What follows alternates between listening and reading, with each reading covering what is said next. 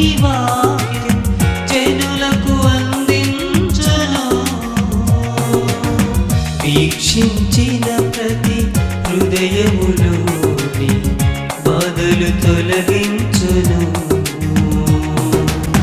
జీవ స్వరములు దైవ కార్యాలు ఎల్లవేళల ప్రచురించును.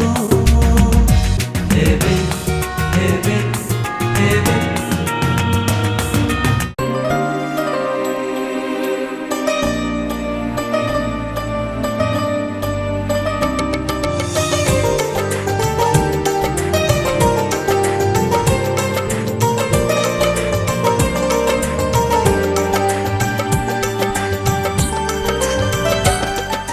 అందరికీ వందనాలండి. మరొకసారి మీ మధ్యలోకి వచ్చి దేవుని యొక్క వాక్యాన్ని మరి పంచుకోవడానికి దేవుడిచ్చిన అవకాశం కొరకు మీ అందరికీ వందనాలు. ఈ దేవుని వాక్యమును విని వాక్యానుసారంగా మీరందరూ నడవాలని మరి ఆ దేవుణ్ణి ప్రార్థిస్తున్నాను. ఇప్పుడు మనం శ్రమల దినాల్లో ఉన్నాము. మరి దేవుడు మన కొరకు ఆ శిలువ మీద రక్తం కార్చి మన పాపాల నిమిత్తం ఆయన యొక్క పరిశుద్ధ రక్తమును కార్చి మన కొరకు మరణించి తిరిగి లేచిన ఆ యేసుక్రీస్తు గురించి ఆయన శ్రమల గురించి మనం ఈ 40 రోజులు కూడా దేవుని సన్నిధిలో ప్రతిదినము ప్రార్థన చేసే వారంగా ఉన్నాం. మీరు కూడా అందరూ బాగా ప్రార్థన చేయాలి. ప్రార్థిస్తేనే మన ప్రార్థన ద్వారానే ఏదైనా పొందగలుగుతాం. ప్రార్థన లేకుండా ఏది కూడా మనం చేయలేం. కాబట్టి ప్రార్థించడమే దేవుని యొక్క మరి ఇది. అలాగే ప్రభు కూడా ఎంతోమంది భక్తులు ప్రవక్తలు అనేక మంది ఆఖరికి యేసుక్రీస్తు కూడా మరి గెత్సెమనే తోటలో ప్రార్థన చేశారు. చివరిలో ఆయన చివరి ప్రార్థన గెత్సెమనే తోటలో ప్రార్థన చేశారు. అలాగే ఈ ప్రార్థనలో కూడా మరి కొంతమంది చేసిన ప్రార్థనలు, ఆ ప్రార్థన ద్వారా వాళ్ళు ఏమైతే పొందుకున్నారో ఆ విషయాల గురించి మనం ఈరోజు మాట్లాడుకుందాం. ప్రార్థన. నీతిమంతుని విజ్ఞాపన మనఃపూర్వకమైనదై బహుబలము గలదై ఉండును. యాకోబు 5:16లో నీతిమంతుని యొక్క విజ్ఞాపన మనఃపూర్వకమైనదై బహుబలము గలదై ఉండును. అంటే నీతిమంతుడంటే దేవుని చేత పాప క్షమాపణ పొందినవాడు, పాపాలను ఆయన పరిశుద్ధ రక్తం ద్వారా కడగబడిన వాళ్ళు అనమాట. అంటే రక్షించబడిన వాళ్ళు. మరి నీకు రక్షణ ఉందా? నువ్వు ఆయన పరిశుద్ధ రక్తం ద్వారా కడగబడినావా? లేని ఎళ్ళ ఇప్పుడే ఆయన సన్నిధిలో ప్రార్థించు. అలా ప్రార్థించి ఎన్నో విజయాలు పొందిన వాళ్ళు కొంతమంది ఉన్నారు. వాళ్ళ గురించి మనము నేర్చుకున్నాం. మొదటిగా చేతులెత్తి చేసే ప్రార్థన ఎవరంటే, ఆ చేతులెత్తి చేసిన ప్రార్థన ఎవరంటే మోషే చేశాడు. అలాగే రెండవదిగా చేతులు చాపి ప్రార్థించారు. మరి ఆ చేతులు చాపి ప్రార్థించిన ఆయన ఎవరో? సొలొమోను మహారాజు. అలాగే మూడవదిగా కన్నీరు కార్చి ప్రార్థన చేశాడు నెహెమ్యా. నాలుగవదిగా ఉపవాసం ఉండి మౌనముగా ప్రార్థించింది ఎస్తేరు. అలాగే దినమునకు 3 మార్లు ప్రార్థన చేశారు దానియేలు. దినమునకు 7 మార్లు ప్రార్థించారు దావీదు. అలాగే ఏలియా ప్రార్థించగా మరి వర్షం ఆగిపోయింది 3.5 సంవత్సరాలు. అలాగే మరలా ప్రార్థించగా వర్షం పడింది. ఇలాంటి ప్రార్థనలు ప్రభు అనేక మంది సేవకుల ద్వారా మనకి ఈ యొక్క పరిశుద్ధ గ్రంథంలో మనకు వ్రాయబడి ఉంది. మరి ఆ ప్రార్థనల గురించి మరి నువ్వెలా ప్రార్థన చేస్తున్నావు? నువ్వు చేతులు ఎత్తి ప్రార్థన చేస్తున్నావా? నువ్వు కన్నీటి ప్రార్థన చేస్తున్నావా? నీ కన్నీరు ఆయన కవిలిలో కనిపిస్తుంది. నువ్వు ప్రార్థించేటప్పుడు చాటు నుండి ప్రార్థన దేవుడు వింటాను. మన ప్రార్థన అంటే దేవునితో మనము మాట్లాడటం, మన అవసరతలు ఆయనకు చెప్పడం అనమాట. ఏంటంటే ఏదైనా మనకు ఇబ్బంది వచ్చిందనుకో వెంటనే పాస్టర్ గారి దగ్గరికి వెళ్ళి, అయ్యా మరి మా కొరకు ప్రార్థన చేయండి, ఇదిగో ఈ సమస్య అని చెప్పేసి మనకి మరి చెప్తారు. చాలామంది విశ్వాసులు అదే చేస్తారనమాట. కాబట్టి మనం ప్రార్థనలో ఎంత శక్తి ఉందో మనం గ్రహించాలి. మరి ఒక ఎపిసోడ్లో ఒక అరుణ అనే ఒక ఆవిడ నాకు ఫోన్ చేశారు. అమ్మ మా స్థలము ఇక్కడ రిజిస్ట్రేషన్ అవ్వటలేదు అని కొరకు ప్రార్థన చేయండి. అలాగే చాలామంది ప్రార్థన చేసి చదువు కోసం 10th క్లాస్ పరీక్షలు, ఇంటర్మీడియట్ పరీక్షలు, డిగ్రీ పరీక్షలు, అలాగే టీటీసీ ఎగ్జామ్స్ రాసే వాళ్ళందరూ కూడా వాళ్ళ తల్లిదండ్రులతో సహా అమ్మ మా బిడ్డల కోసం ప్రార్థన చేయండి. అలాగే గర్భిణీ స్త్రీలు డెలివరీ, మరి సుఖమైన డెలివరీ కోసం ఇలాగ ప్రార్థన అంటే ఏంటి? ప్రార్థన వలన మనము అనేకమైన మేలులు పొందగలుగుతామని మనం అందరూ గ్రహించాలి. అంటే ప్రార్థన చెయ్యాలి, ఎవరితోనో చేపించడం కాదు, నీవు కూడా దేవుని సన్నిధిలో మోకరించి ప్రార్థన చేయాలి. అప్పుడే నీ యొక్క ప్రార్థన దేవుడు తప్పకుండా ఆలకిస్తాడు. ఆ విషయాన్ని మనము గ్రహించుకోవాలి. ఇక్కడ మోషే చేతులెత్తి ప్రార్థించాడు. ఎక్కడంటే మోషే మరి చేతులెత్తి ఎక్కడ ప్రార్థన చేశాడంటే, ఇశ్రాయేలీయులకి యుద్ధం జరుగుతున్నప్పుడు మోషే కూడా కొండ మీదకి వెళ్ళి ప్రార్థన చేస్తున్నాడు. చేతులెత్తినప్పుడు మరి ఇశ్రాయేలీయులందరూ విజయం పొందారు. చేతులు దించినప్పుడు వాళ్ళంతా అపజయం పొందారు. అప్పుడు ఇశ్రాయేలీయులందరూ చాలా కంగారు పడిపోయి ఇలా కాదని చెప్పేసి మోషే యొక్క చేతులు అటుపక్క ఒకళ్ళు ఇటుపక్క ఒకళ్ళు నిలబడి ఆ యుద్ధం అయ్యే వరకు కూడా ఆ చేతులు అలాగే ఎత్తి పట్టుకున్నారన్నమాట. అప్పుడు మోషే ప్రార్థన చేయగా ఇశ్రాయేలీయులందరికీ విజయం లభించింది. కాబట్టి మనము కూడా దేవుని సన్నిధిలో, అయ్యా నాకు ఈ సమస్య, అయ్యా నా బిడ్డ కొరకు ఈ సమస్య, అయ్యా ఇదిగో నా బిడ్డలు ఎగ్జామ్స్ రాస్తున్నారు, ఈ సమస్య తప్పకుండా 100కి 99 మార్కులతో పాస్ అవ్వాలి ప్రభు అని నువ్వు చేతులెత్తి తెల్లవారుజామున లేచి ప్రార్థన చేస్తే తప్పకుండా దేవుడు నీకు విజయం లభిస్తుంది. దేవుడు ఇస్తాడంతే నమ్మండి. నమ్మితేనే నమ్మువానికి సమస్తము సాధ్యమని చెప్పాడు. నమ్మిన వారిని ఇప్పుడు విడివినడబాయని చెప్పాడు దేవుడు. మన దేవుడు గొప్ప దేవుడు అండి. మాట ఇచ్చి తప్పే దేవుడు కాదండి, మాట వినే దేవుడు, దానికి సమాధానం ఇచ్చే దేవుడు. కాబట్టి మరి మోషే చేతులెత్తి ప్రార్థించగా ఇశ్రాయేలీయులకి విజయం లభించింది. అలాగే ఇంకొకళ్ళు అంటే రెండవదిగా సొలొమోను ప్రార్థన చేశాడండి. మొదటి రాజుల గ్రంథం 3వ అధ్యాయం 1 నుంచి 13 వచ్చిన వరకు చదివితే మరి సొలొమోను మహారాజు బాలుడుగా ఉన్నప్పుడే అక్కడ మరి రాజుగా రాజ్య అధికారము పొందాడు. అయితే దేవుడు సొలొమోను రాజుతో అంటాడు, నీకేది కావాలో అది అడగమని అడుగుతాడు. అప్పుడు ఆయన బలిపీఠం దగ్గర ప్రార్థన చేస్తాడు, ప్రభువా ఇంతమందికి నేను ఎలా నడిపించాలో నాకు తెలివి, జ్ఞానం, వివేచన అనుగ్రహించు ప్రభువా అని ప్రార్థన చేస్తాడన్నమాట. చేతులు చాపి ప్రార్థన చేస్తాడు, ప్రభువా నాకు తెలివి, జ్ఞానము, వివేచన ఇవ్వమని దేవుని సన్నిధిలో ప్రార్థన చేస్తాడు సొలొమోను. అప్పుడు ప్రభు ఆయన ప్రార్థన ఆలకించి, సొలొమోను నీవైతే తెలివి, జ్ఞానము, వివేచన కొరకే చేస్తావు, కానీ నీకు ధనఘనతలు కూడా నేను ఇస్తానయ్యా, నీకు ఆయుష్ని ఇస్తానని అని అనేకమైన వాటితో సొలొమోనును దేవుడు దీవించాడనమాట. అలాగా మరి నీకు ఏవైనా దీవెనలు కావాలా, నీ బిడ్డల కొరకు కావాలా, నీ బిడ్డలు ఒకవేళ అనారోగ్యంతో ఉన్నారా, నీ బిడ్డలు చదువుకుంటున్నారా, నీ బిడ్డలు ఉద్యోగం కోసం ఒకవేళ ప్రయత్నం చేస్తున్నారా, అలాగే నీ బిడ్డ గర్భిణీతో ఉందా, ఈ విషయాలన్నీ కూడా మనకి ఏది అవసరమో అది ఆయన సన్నిధిలో ఉండి కన్నీటితో ప్రార్థన చేస్తే తప్పకుండా దేవుడు మనకి ఫలితాన్ని ఇస్తాడంతే. ప్రభువా ఇది నాకు ఇచ్చావని నమ్మిన వారికి తప్పకుండా అది కలుగుతుందనమాట. అలాగే మరి సొలొమోను చేతులు చాపి ప్రార్థన చేశాడనమాట. అప్పుడు మంచి దీవెనలు దేవుడు సొలొమోనుకి ఇచ్చాడు. తెలివి, జ్ఞానము, వివేచన ఇచ్చాడనమాట. అలాగే నిజంగానే నేను కూడా ఒక సమయంలో చాలా బలహీనురాలనైపోయి అసలు ఏమీ తెలియని స్థితిలో ఎంతో భయంకరమైన మరి డిప్రెషన్కి లోనైన సమయంలో ఒక దసరా సెలవులప్పుడు నేను జాబ్ చేసుకుంటున్నా. దసరా సెలవుల్లో 10 రోజులు ఒక కొబ్బరి నీళ్ళతోనే అంటే ఇంకా ఏమి తీసుకోకుండా ఉపవాసం ఉండి ప్రార్థన చేసి, ప్రభువా నాకు గుండె ధైర్యము, బలము, శక్తిని ప్రభువా ఇవే పెట్టి సన్నిధిలో ప్రార్థన చేశాను.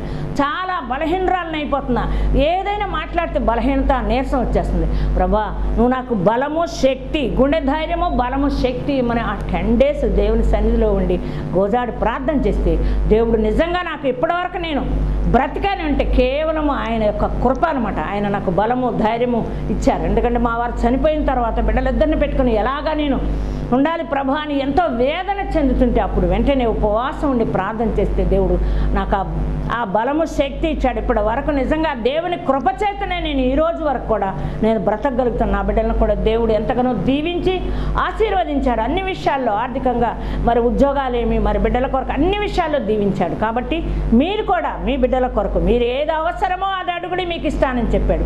మీ బిడ్డల కొరకు కూడా మీరు మోకరించి తెల్లవారుజాము 4 గంటలకు లేవండి. యోబు ప్రార్థించాడు, బిడ్డలు ఎక్కడైనా పాపం చేస్తారేమో అని చెప్పి యోబు తెల్లవారుజామున లేచి మరి చేతులెత్తి ప్రార్థించి మరి బలిపీఠం దగ్గర బలులు అర్పించాడు బిడ్డల కోసం. అలాగే మనం కూడా దేవుని సన్నిధిలో మన బిడ్డల కొరకు ప్రార్థన చేయాలి. అలాగా ప్రార్థించి ఫలితాలను చాలామంది పొందుకున్నారు. అలాగే మరి ఇంకొక కన్నీటి ప్రార్థన ఎవరంటే నెహెమ్యా గ్రంథం 1 అధ్యాయం 3 నుంచి 11 వరకు చదివితే యెరూషలేము యొక్క ప్రాకారములు పడదోయబడినవి. నిజంగా ఈయన నెహెమ్యా అంటే సామాన్య పౌరుడు. నెహెమ్యా ఒక రాజు కాదు, లేకపోతే ఏం కాదు, ఒక సామాన్య పౌరుడు, విశ్వాసి. అయితే ఒక రాజుగారి దగ్గర పానం అందించే ఒక ఉద్యోగం అతనికి. అయితే ఈ యొక్క యెరూషలేము గురించి ఎక్కువ ప్రార్థన చేస్తాం మనం కూడా. యెరూషలేము గురించి అక్కడ బబులోనికి అందరినీ కొనుకోబడినప్పుడు, బబులోనికి కొనుకోబడితే వాళ్ళు ఏం చేశారంటే మరి ఆ యొక్క యెరూషలేము గోడలను, ప్రాకారములను పడద్రోసి దాని గుమ్మములను అగ్ని చేత కాల్చబడినాయి అని చెప్పేసి అక్కడ వచ్చి నెహెమ్యాతో చెప్తే, అప్పుడు నిజంగా నెహెమ్యా ఎంత దుఃఖపడతాడంటే, అయ్యో నిలబడి అక్కడే కూర్చొని ఆ మాట చెప్పిన మాటలు విన్నప్పుడే కూర్చుండి ఏడ్చి కొన్ని దినములు కన్నీటి ప్రార్థన చేశాడనమాట. అయా ప్రాకారాలు కట్టబడాలి, ఆ గుమ్మములు మరలా తిరిగి నిర్మించబడాలని చెప్పి దేవుని సన్నిధిలో ప్రార్థన చేశాడు, కన్నీటి ప్రార్థన చేశాడు. ఇది దేవుని పనండి. యెరూషలేము గుమ్మములు పడద్రోయబట్టడం, కాల్చబట్టడం అనేది మామూలు కాదు. కాబట్టి ఆనాడు అంత భయంకరమైన మరి పాపులు ఆ పని చేసినప్పుడు మరి నెహెమ్యా దేవుని సన్నిధిలో ఉండి ఆయన సన్నిధిలో ప్రభువా అని ప్రార్థిస్తే వెంటనే దేవుడు మరలా ఆ ప్రాకారంలో కట్టబడటానికి, ఆ గుమ్మములు నిలబెట్టడానికి దేవుడు నెహెమ్యాకి తెలివిని, జ్ఞానాన్ని ఇచ్చాడు. అక్కడికి వెళ్ళి యెరూషలేముకు వెళ్ళడానికి కూడా రాజుగారు అనుమతించి దానికి కావాల్సిన అవసరాలన్నీ కూడా నెహెమ్యాతో పంపిస్తాడు. పంపించి అక్కడికి వెళ్ళిన తర్వాత కూడా చాలా అవాంతరాలు ఎదురైన దేవుని సన్నిధిలో పోరాడతాడు. దేవుడే అవన్నీ అనుకూలపరిచి మరలా ఆ యొక్క ప్రాకారాలు కట్టడానికి దేవుడు ఆయనకి ఏర్పాటు చేస్తారన్నమాట. అలాగే ఇంకొక ప్రార్థన చూద్దాం. ఇక్కడ ఉపవాస ప్రార్థన, మౌనంగా ఉపవాసం ఉండి ప్రార్థించిన ఎస్తేరు గురించి మనం తెలుసుకుందాం. ఎస్తేరు ఒక సామాన్యురాలు. ఆమె ఏమి పెద్ద ధనవంతురాలు కాదు, లేకపోతే గుర్తింపబడిన వ్యక్తి కూడా కాదు. అయితే తన అన్న మొర్దెకై ఎస్తేర్ని రాజుగారి ఆస్థానంలో కొంతమందిని యవన స్త్రీలను తీసుకురామంటే వాళ్ళతో పాటు ఈ ఎస్తేర్ని కూడా తీసుకెళ్తాడు. అక్కడ తీసుకెళ్ళినప్పుడు ఆ రాజుగారికి ఎస్తేరు మీద దయగలిగి ఆమెను రాణిగా చేస్తాడు. చేసినప్పుడు ఏం జరుగుద్దంటే ఆ రాజుగారిని చంపడానికి ద్వారపాలకులు ఇద్దరు కూడా మరి ఒక ప్లాన్ వేస్తారు. ఆ ప్లాను మొర్దెకై విని వెళ్ళి రాణిగారితో చెప్తారు. రాణిగారితో చెప్తే వెంటనే ఆయనకు చెప్తే ఆ ఇద్దరిని ఉరి తీస్తారు. అయితే ఈ మొర్దెకైకి మాత్రం ఏమీ సన్మానం చేయరు, బహుమతులు ఇవ్వరు. ఈ విషయం గురించి రాజుగారు పడుకొని ఆలోచిస్తూ ఉంటారు. అయితే ఇక్కడ మరి హామాను ఒక దుర్మార్గుడు ఉన్నాడు అనమాట. అయితే హామాను ఆ రాజుగారికి మాత్రం మంచి మంత్రి అనమాట. ఆయన పక్కనే ఒక సింహాసనం వేసి అతన్ని కూర్చోబెడతాడు. అయితే అతని ఆలోచనలన్నీ చాలా చెడ్డవి. ఈ మొర్దెకై అతనికి నమస్కారం చేయలేదని, అసలు మొర్దెకై ఎవడు, ఎందుకు వచ్చాడు ఇక్కడ, అతను ఒక కులం ఏంటి, గోత్రం ఏంటి, అవన్నీ కనుక్కోమని ఒకటి పంపిస్తాడు. అప్పుడు చెప్తాడు ఆ మొర్దెకై వాడు యూదుడు, నేను నమస్కారం చెయ్యను అని అంటాడు అనమాట. అయితే అప్పుడు వెంటనే ఇదంతా తెలుసుకొని వాళ్ళందరినీ, యూదులను అందరినీ చంపించేయాలని చెప్పేసి ఒక ఆజ్ఞను జారీ చేయమని రాజుగారికి చెప్తాడన్నమాట. ఆ విషయంలో మరి ఈ ఎస్తేరు కూడా యూదురాలు కనుక వెంటనే ఈ విషయం చూసి మరి బట్టలు చింపుకొని బూడిద రాసుకొని గోనెపట్ట కట్టుకొని మొర్దెకై వచ్చి ఎస్తేరు గారితో చెప్తుంది. రాణిగారితో చెప్తే రాణిగారు ఎవరు కూడా గోనెపట్ట కట్టుకొని రాజుగారి యొక్క మరి సింహాసనం ఎదురుగా రాకూడదు, అప్పుడు వెంటనే వెళ్ళిపోమని బట్టలు ఇచ్చి పంపిస్తే విషయం చెప్పిన తర్వాత అప్పుడు ఏం చెప్తుందంటే ఎస్తేరు యూదులందరినీ ఉపవాసం ఉండి గోనెపట్ట కట్టుకొని బూడిదలు కూర్చొని ప్రార్థన చేయమంటది. ఆమె కూడా ఆ రాజుగారి రాజ మహలులో ఉన్నా కూడా ఆమె కూడా 3 దినములు వాళ్ళ చెలికత్తెలతో కూడా 3 దినములు ఉపవాసం ఉండి తన ప్రజల కొరకు, యూదుల కొరకు తను ఎంతగానో ప్రార్థన చేస్తుంది అన్నమాట. చేసి అప్పుడు దేవుడు ఆ యొక్క అందరినీ మరణం నుండి తప్పిస్తాడు. ఆ మరణం నుండి తప్పించడం అంటే అది ఓన్లీ ఎస్తేరు వాళ్ళు మాత్రమే కలుగుతుంది. అప్పుడు ఎస్తేరు రాజుగారి దగ్గరికి వెళ్ళి చెప్తాను, అయ్యా మేము చంపడానికి అమ్మబడిన వాళ్ళమని చెప్తాడు. ఎవరా దుర్మార్గుడు అంటే ఈ హామానే అని చెప్తాడు. అప్పుడు వెంటనే హామానుని ఉరికొయ్య మీద ఉరి తీస్తారనమాట. అంత తెలివిగా రాణిగారు తన యొక్క యూదులను అందరినీ ప్రాణాపాయం నుంచి ఉపవాస ప్రార్థన ద్వారా మరి ఉపవాసం ఉండి వాళ్ళందరూ గోనెపట్ట కట్టుకుని ప్రార్థన చేశారు కనుక ఈ అపాయం నుండి దేవుడు వాళ్ళని తప్పించాడని మనం గ్రహించుకోవాలి. అలా చేసి ప్రార్థన చేయటం ఎప్పటికి కూడా. అందుకే మరి ఆ ఎస్తేరు గ్రంథాన్ని యూదులు అంటే ఎంతో పవిత్రంగా చదువుతారంట. ఎందుకంటే మాకందరికీ ప్రాణభిక్ష పెట్టింది. ఎప్పుడు జరిగింది? 2000 సంవత్సరాల క్రితం ఇది జరిగింది. అయితే ఇప్పటికి కూడా మరి ఆ యూదులందరూ ఆ ఎస్తేరు గ్రంథాన్ని ఎంతో పవిత్రంగా, ఎస్తేరు యొక్క మాటల్ని పవిత్రంగా చూసుకుంటారు. అంతే కదా, మనం ఎవరైనా మనకేదైనా సహాయం చేస్తే జీవితాంతం వాళ్ళని మర్చిపోలేదు.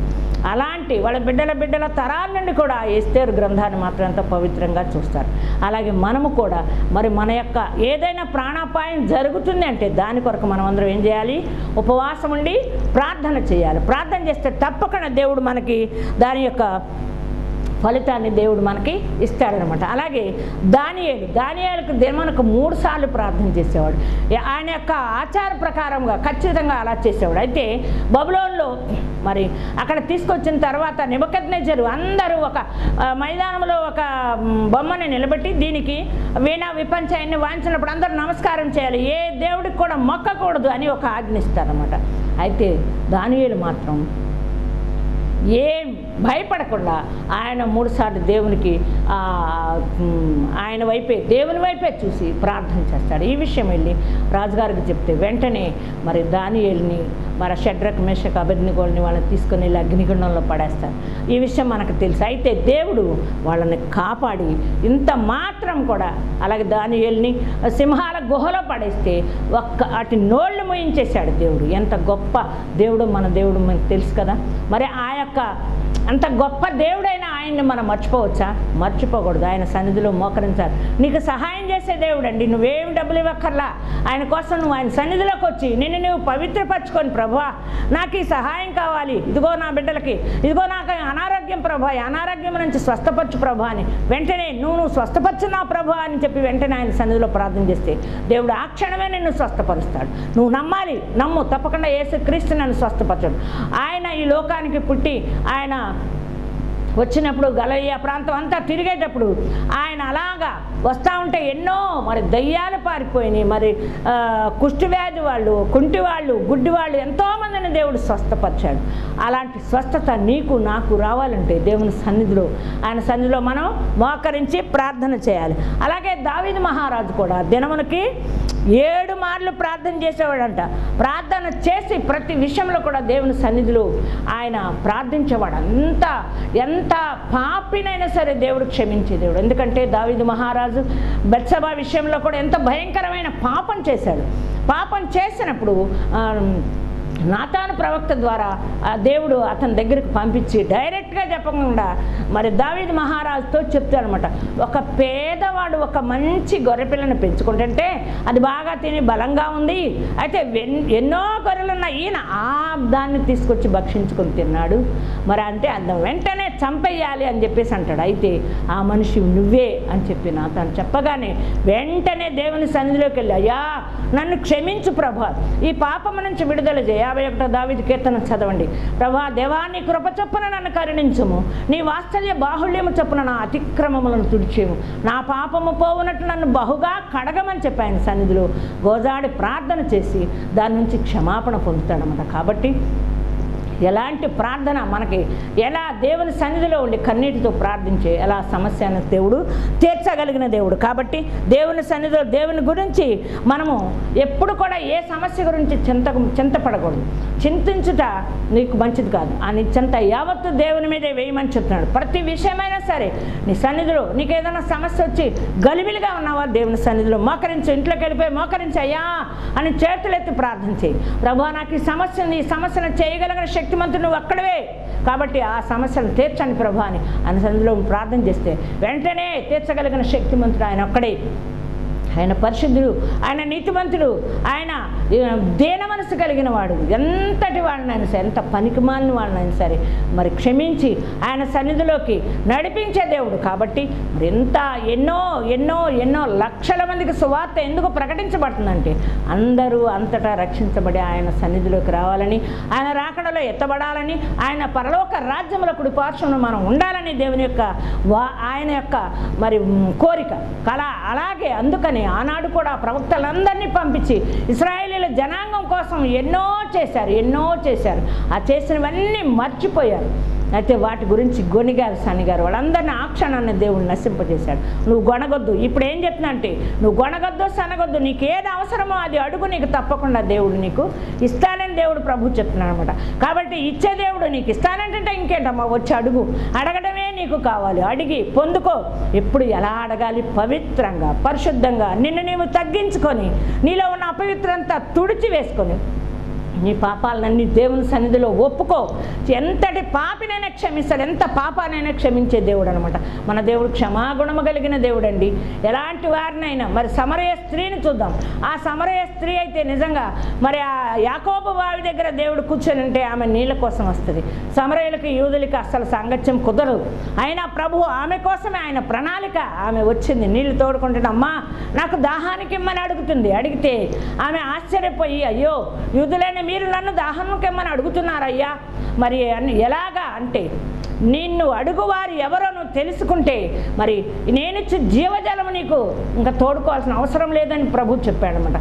అయితే ఆ మాటకు ఆశ్చర్యపోయి, ప్రభువా మెస్సే వస్తాడని మేము విన్నాము, కానీ మరి నేను మరి ప్రతిరోజు వచ్చి నేను తోడుకోకుండా ఆ జీవజలం నాకు ఇయ్యే అంటే అని అడుగుతుంది అనమాట. అప్పుడు చెప్తాడు, నీవు వెళ్ళి నీ భర్తను తీసుకురమ్మని చెప్తాడు. ఎందుకంటే ఆ అమ్మ యొక్క జీవితం ఎలాంటిదో ఆమెకు తెలియజేయడం కోసం దేవుడు ఆ మాట చెప్తాడనమాట. అయితే ఆమె యథార్థంగా ఒప్పుకుంది, ప్రభువా నాకు భర్త లేడు అని ఒక్క మాటే చెప్తుంది. అయితే ఆ తర్వాత ఏమైందో ఎవరో ఏంటని కూడా ప్రభువే చెప్తాడు. తెలుసు, ఆయన అంతరంగాలు ఎరిగిన దేవుడు. నువ్వు ఏ పాపం చేస్తున్నావో దేవుడికి తెలుసు. నీ హృదయంలో ఏ పాపం ఉందో తెలుసు. ఏ పాపముతో నువ్వు నింపబడి ఉన్నావో ఆయనకి తెలుసు. ఆ పాపమును విడుదల పొందు. ఆ పాపమును గురించి దేవుని సన్నిధిలోకి వచ్చి ఒప్పుకో. అప్పుడు నిన్ను దేవుడు పరిశుద్ధపరుస్తాడు, పవిత్రపరుస్తాడు. వెంటనే ఆమె వెళ్ళిపోయిందంటే కొండ అక్కడ పారేసిందంతే. వెళ్ళిపోయి, అమ్మో నేను చేసిన పనుల గురించి చెప్పిన ఆయన మెస్సేను రండి చూడండి అని చెప్పేసి అందరిని తీసుకొని వచ్చి ఆయన చూసి ఆ గ్రామమంతా రక్షించబడ్డారండి. ఆ ఒక్క సమరయ స్త్రీ అంటే ఆమె వేశ్య అనమాట. ఆమె ద్వారా ఆ గ్రామం అంతా రక్షించబడి ఆమె ఒక దైవ సేవకురాలు అనమాట. అలాంటి వారిని దేవుడు ఎన్నుకున్నాడు.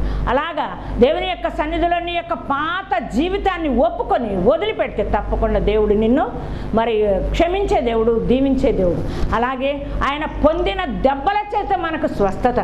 ఆయన పొందిన దెబ్బల చేత మనకు స్వస్థత. ఆయన సన్నిధిలో ప్రార్థించి, అయ్యో ప్రభువా, అయ్యా ఈ శరీరం చేసిన పాపము కొరకు నీ శరీరం మీద దెబ్బలు కొట్టారు ప్రభువా.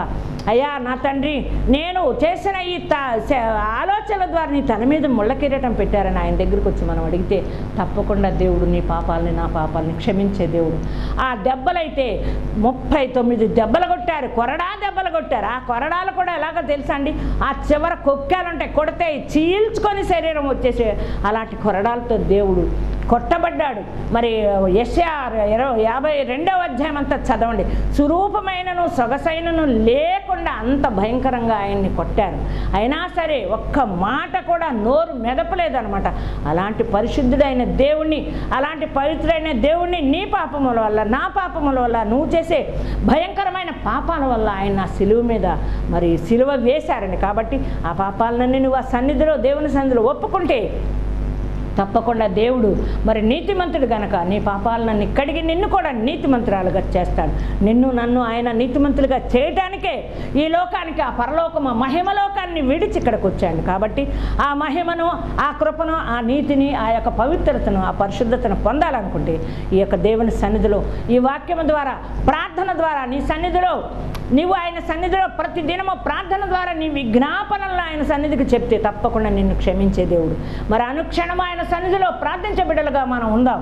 చేతులెత్తి ప్రార్థన చేయాలి, చేతులు చాపి ప్రార్థన చేయాలి, కన్నీటి ప్రార్థన చేయాలి, ఉపవాస ప్రార్థన చేయాలి. దినమునకు 3 సార్లు ప్రార్థన చేయాలి, దినమునకు 7 సార్లు ప్రార్థన చేయాలి. నువ్వు చేస్తున్నావా? మరి దినానికి ఎన్నిసార్లు ప్రార్థన చేస్తున్నావు? అయ్యో ప్రార్థనకు రండి అమ్మ అంటే, అమ్మా అయ్యో పొద్దునుంచి ఇప్పుడు దాకా పొలంలో పనిచేసి అలసిపోయావమ్మా మేము రాలేమంటారు. ఇప్పటి వరకు పని చేయడానికి శక్తి ఇచ్చింది ఎవరండి నీకు? ఆ దేవుడే, ఆ తండ్రి అయిన దేవుడే. అయ్యా నాకు ఎంత శక్తి ఇచ్చావా, నీకు వేలాది కోట్లాది స్థుతులు అయ్యాని. ఒక్కసారి దేవుని సన్నిధిలోకి వచ్చి నువ్వు ఆయన స్థుతించావనుకో, ఇంకా 7 రెట్లు 100 రెట్లు నీకు శక్తి ఇస్తాడు. అది గ్రహించుకోలేకపోతున్నావు.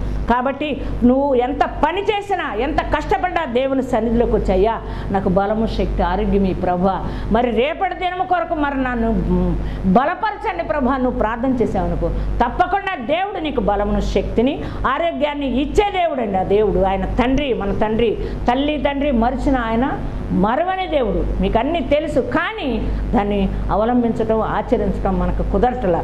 చెయ్యాలి. అలా చేసినప్పుడే తప్పకుండా దేవునికి బలం, శక్తి, ఆరోగ్యం, నీ కుటుంబం అంతా ఆరోగ్యము, అందరికీ ఆరోగ్యం ఇస్తారు. కుటుంబం అంతా కూడా దేవుని సన్నిధిలోకి వచ్చి ఒక్క క్షణం మోకరించి ప్రార్థన చేయండి.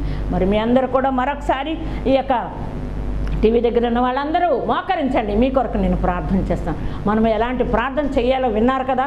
అలాగే ప్రతి ఒక్కరు కూడా మోకరించి మరి కన్నీటితో ప్రార్థించండి. చేతులు ఎత్తి ప్రార్థన చేయండి. తెల్లవారుజామున 4 గంటలకు లేచి నీకే సమస్య ఉన్నా, రోగమున్నా సరే, బాధ ఉన్నా సరే, ఇబ్బంది ఉన్నా సరే, ఆయన సన్నిధిలో మోకరించి ప్రార్థన చేసావనుకో తప్పకుండా వాటన్నిటిని తీర్చే దేవుడు నీకు మన యేసయ్య, యేసు క్రీస్తు. ఆయన సన్నిధిలో మనం మోకరించండి. చిన్న ప్రార్థన చేసుకుని